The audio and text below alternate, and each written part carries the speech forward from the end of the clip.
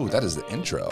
That's a nice intro. That's just slow, easy start. Yeah. Brandon, what's up, man? How you doing? I'm good, dude. How are you doing? Hey, dude, I am stoked. What's today? Wednesday, Thursday, Friday? Thursday. End of the week, start of the weekend. Yes, sir. When would you say our week even starts? Or does it just never end? It never ends. It's always something. I feel like we do a lot of like processing paperwork during the week, and then the weekends it's like I'm just making phone calls and trying to like close deals. Like I feel like we're just never actually stopping. Yeah, I mean for loan officers that's pretty much how it is. It's 24/7 on call. Like whenever someone calls, you got to be on your game and be talking and selling, and it's a never-ending process. Dude, that mentality I feel like is what our entire office does, top to bottom. And I have so many realtors that are just like, I can't get a hold of my lender on Sunday. I can't get a hold of my lender at 7 o'clock. I took a 10:30 p.m. phone call last night on a realtor who posted something on Facebook. I'm like, hey, you got time for a quick Zoom call? Yeah. And she was just like, it's 10:30. I'm like, cool, I'm up. You're up. So what are we doing? Yeah, let's get this handled. And she was like, well, I mean, maybe not a Zoom call. She was like, I'm not really prepared for that. But I'm like, okay, cool, let's roll. Yeah. And then I mean, we're doing it today in person instead. But like, if everybody did that, I mean, I feel like everyone would just make way more money. You have to. It's so important. And I've heard Tony talk about this. I've heard Andrew talk about it. I've heard about Dave Gardner talk about it. Be the guy who answers the phone all the time. And if you don't answer the phone, call him back within 5 minutes. It goes so far. 100%. And you're phenomenal at that. Huge deal. Yeah. I don't know. I've just kind of trained my brain to be that way. And it definitely shows. It goes so far and people respect you more. It's just an easier conversation. If they know that they can rely on you to pick up the phone and talk to them and answer any questions that they have, it's easy. It really is. One thing, and as far as like pushing, asking questions, doing things like that, I find out lately, I study the psychology of sales a lot, just like how people work, right? It's kind of fun. I like the math and the psychology. I was trying my two topics in life. Yeah. So sales just makes sense, right? Right. But at the end of your question, instead of saying what questions you have, be like, hey, what questions can I answer for you right now? Like just switch up the wording a little bit. Definitely. And then be like, what else, right? Because like, have you ever gone to like a fast food restaurant where you're like, hey, I'll take a Big Mac. And they're like, what else can I get you? And, like, and I'll take a fry. What else? Yes. But if you switch it and they said, what else can I get you? Wait, have you tried the number 2? Hey, have you done this? You give options. I promise you that when those people ask me if I want other things, I get it like half the time. Don't even want it. I'm like, that sounds good. Yeah, forget it. Now I have 3 milkshakes, 2 apple pies, and 6 Big Macs, and just me in the car. 100%. The wording is so key, right? And it all goes back to the psychology of it all. You know, we're trained, our brains are trained to think one way, but when you switch something up, especially if you haven't heard it a lot, it really like makes your brain like kind of stop, and like you can, if you really focus in on it, you can like hear your brain switch 100%. And like really like dial in on like what that other person is saying, and it makes you think before you speak, 100%. Which is huge. So yeah, I mean, I agree with you. It's all about the wording and all that stuff. All the old school stuff that we had. You have 2 ears, 1 mouth. Like it's all relative to today. All we're doing is building on top of it even more.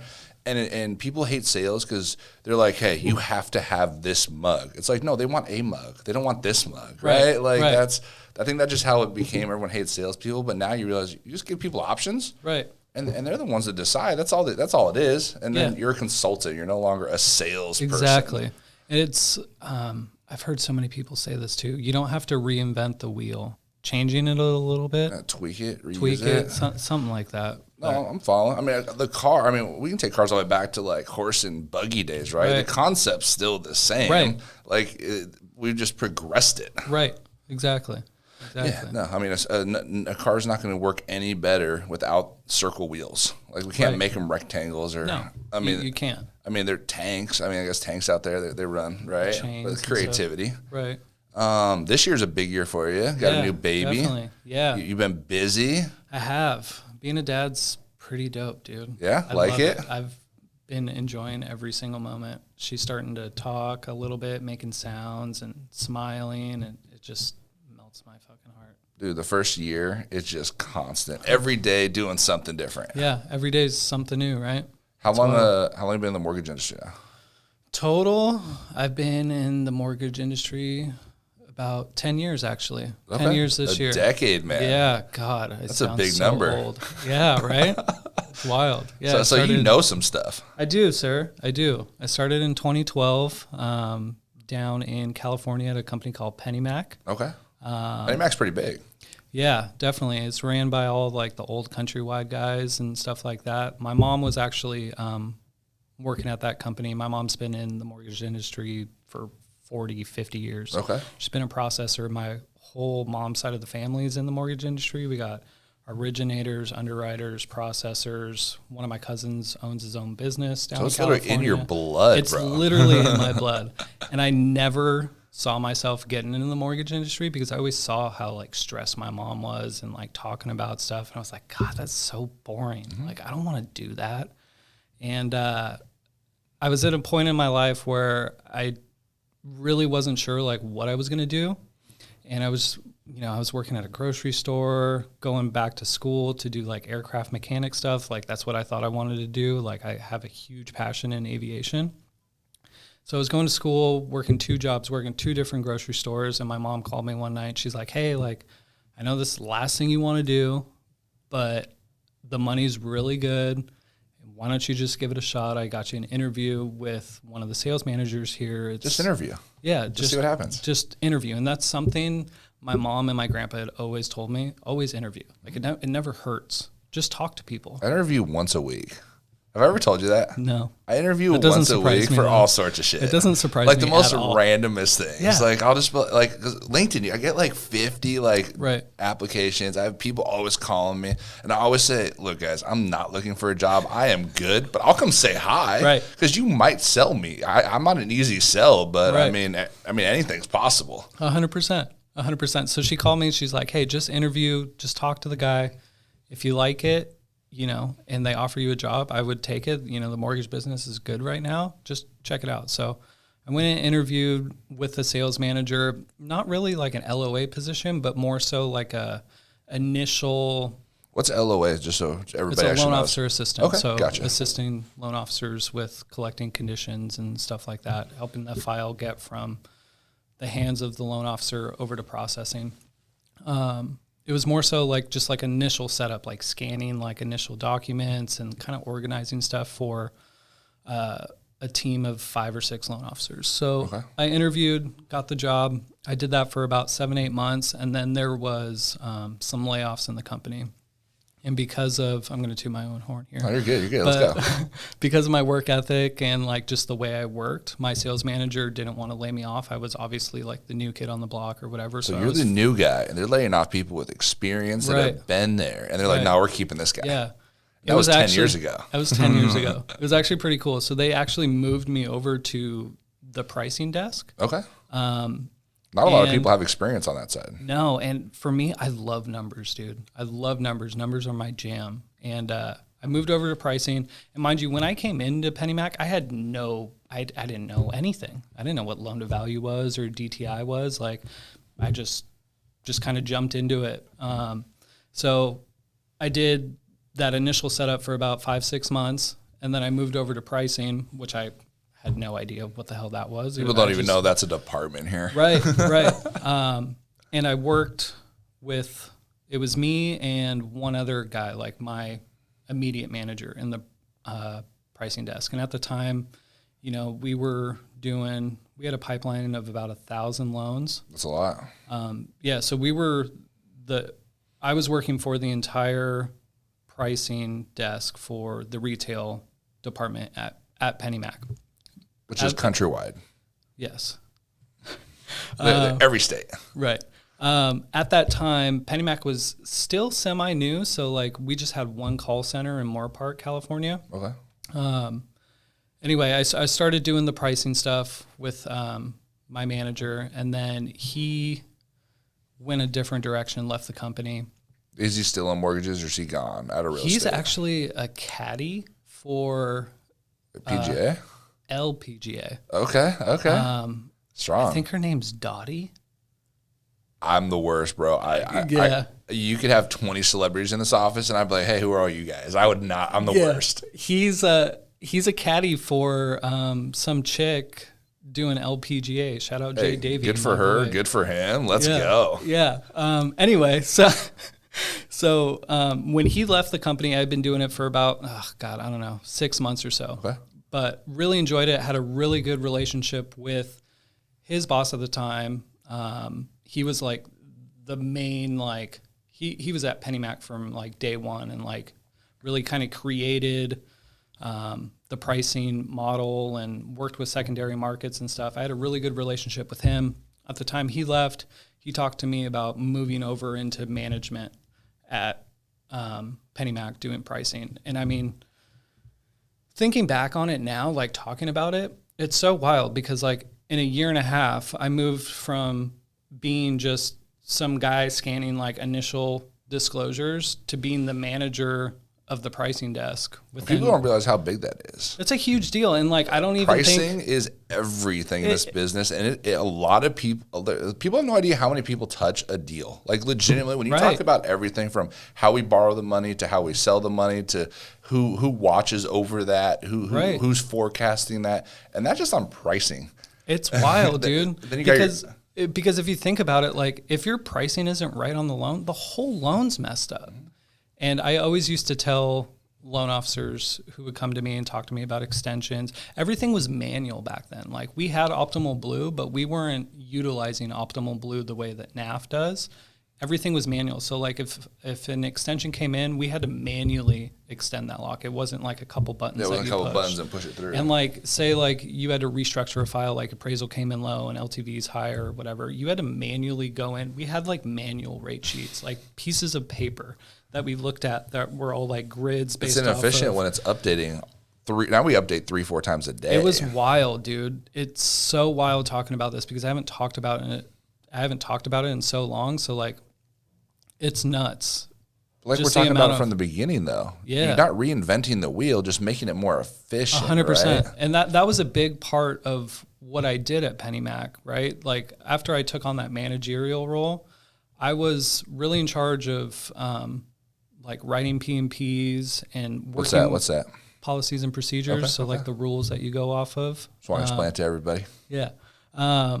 Writing P&Ps, really working with business developers to get Optimal Blue up and running. By the time I left the company, I had hired 4 people to work under me. Our business just exploded within those. I was at PennyMac for about 5 years. And by like year 4, our business went from like, I started like with 1,000 loans a month. We had grown that to about 3. That's crazy. 3 or 3,500. It 300%. Yeah, it was huge, man. It was a significant increase, and you know we got different call centers. We opened more branches, and again, I was the product and pricing manager for the entire. But that says a lot. You went from a company growing 100% a year, starting off from the bottom, and now you're here bringing all that experience. I mean, in our office, we have to have close to 350 years worth of experience. 100%. This is honestly, I liked working at PennyMac a lot, just more so the people and like just going into work and talking to everyone and seeing everyone every day and stuff. I learned a lot at PennyMac. But honestly, New American Funding and the group of people that we have at the Everett branch, hands down, like best company that I've ever worked with. And you know, mortgages and just all that stuff. I thoroughly enjoy coming into the office and seeing everyone and helping people whenever they need help. I love when people call me and like ask me questions. It makes me feel good. And I just love being able to like support people. It's a great company. And that's what's awesome here. It's obviously I'm newer to the office, right? But like any of us can call any of us about anything. Like I've called probably everybody in this office at midnight and 6 in the morning at some point. Right. And at halftime, it's a stupid thing. Everybody be like, hey, you want a breakfast burrito? I'm headed to the office right now or whatever, right? Yeah. But like, you don't get that at most workplaces. You don't. And it's so important to be able to ask questions. And I mean, you're obviously good at it. Like you don't have a problem doing it, but that's such a huge thing because if you ask the questions, it's fairly simple. You're going to get the answers to it, right? Like a lot of people are afraid to ask questions and just kind of go with like that gut instinct that they have. And a lot of the times, especially in the business that we're in, you can't do it that way. because you will get burned at some point. 100%. You need to ask those questions no matter how stupid you may think they are. There's no stupid questions, especially with everything changing so rapidly and changing so much. You have to ask those questions. Well, I mean, when people look at buying a house, everyone knows they have to get a pre-approval. Then they buy a house. And most people, those are the only two steps that happen. Right. Like they don't, like how many, if you were to guess, I know the number is going to be astronomical in comparison to 2, but from the day one conversation to actually closing a loan, let's say right now it's averaging 45 days, 60 days of shopping. I think it's longer than that. I think we're almost at 5 months right now. Wow. How many steps are in that process, would you say? If you really broke it down to like a sentence per, like from the lock desk to underwriting to processing to From assisting to collecting steps start to end. I mean, that's a lot. It's double digits for sure. I mean, 100%. I would say 20, 25, like. I would say we have 20 people that just are involved. If you really think about who marketed to get the lead in here, to who processed the loan, to underwriting looking at, to who locked it, to appraisers, to title and escrow. Yeah, you're right. I mean, I would say there's just 20 people involved in the transaction. Yeah, definitely. And a lot of people don't see, well, I mean, I guess that's kind of the point, right? Like the loan officer is kind of the face of the whole transaction. And for the borrower, you really want to have like a strong loan originator behind that transaction to kind of just take care of all that stuff. I guess it's originator and a team. Like even your realtor partners, they don't want to know about all that. No. They want to know that you're going to take care of their client, right? And they're going to get paid at the end of it. Right. Like that's it. That's how simple it is. Yeah. But for us, like that is not how simple it is. No. I mean, every transaction pretty in depth has some weird caveat to it. Sure. I tell all of my clients day one, I don't care how clean this is, I'm always looking for that one bomb. Every time I'm looking for one bomb. And if we're if we're the day before closing and one hasn't come, that's actually the scariest file to me. Yeah. Like, excuse me, like yesterday we had one closing and you're like, hey man, like, are we sure we're good on this one? Like, we're supposed to be funding today. I haven't heard anything. No emails. Nothing. Like, usually there's 10 to 15 emails on day of closing. Right. And I was like, as far as I know, I think we're good. Let me reach out to, the funders and title and escrow. Something did come up. It wasn't a huge deal. There was, a document that needed to be signed and, which nobody knew about. So which no one knew about. But right. We're digging for a treasure that we didn't even know was there. It's wild. But yes, there's always, I think that's a good way of looking at it, is always looking for like that one bomb that's going to blow up, right, in the transaction. So you're just prepared for everything. I think that's why our deals are usually end up so easy, because we're proactive, not reactive. 100%. Like legitimately the mentality is, let's find these problems. Where most people are like, don't tell us there's a problem. It's like, no, I need there to be one. I need to find it because there's gonna be one. 100%. I mean, I don't care how clean of a file is. You got every step, every pay stub you're grabbing. They get paid every week, and you're on top of it. But you don't realize if they co-sign for another house at someplace somewhere, or them and their dad have the same name, it comes up with all sorts of other issues. There's so many weird little caveats that for us is just a normal part of the process. That like being efficient to solve all that is what makes you a good partner in a transaction. 100%. Yeah. It takes time, man. Like it definitely takes time. Like I will be the first to admit, like when I first started with New American Funding up until about a year and a half ago, I was that reactive person. I was working for the entire Everett branch as I am doing now, working, even before COVID hit, it was still really, really busy. So I had a bunch of stuff coming in, and like, instead of being proactive and just taking care of it, I would see the problems come in and I would just let them fester and like build up. And then I just lost my shit. And it took me some time to really like dig deep and like having conversations with Andrew and talking to mentors and just really like diving into like my process, that you can't do that. You just literally cannot do that, because I was so tired of just letting everything come in and like not asking for help, not asking questions, just trying to figure it out on my own, and like just building it up and then just exploding. It was such a bad business model. No, it doesn't, and it won't work. I mean, it'll work for a period of time as long as you're not as long as you don't plan on growing your business. Right. When you want to grow your business, it's all that stuff you don't actually have time for. No.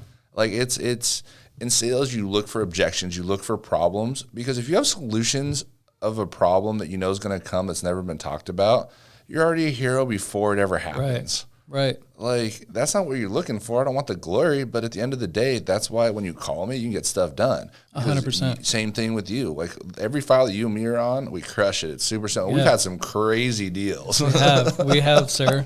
But yeah, we have been able to just get through it, and it's such a huge, important part of having a good relationship with your teammates, because at the end of the day, if you have those relationships, you just crush it every time. 100%, man. We're going to keep crushing it this year. Let's do it. Let's do it. All right, bro. All right, man.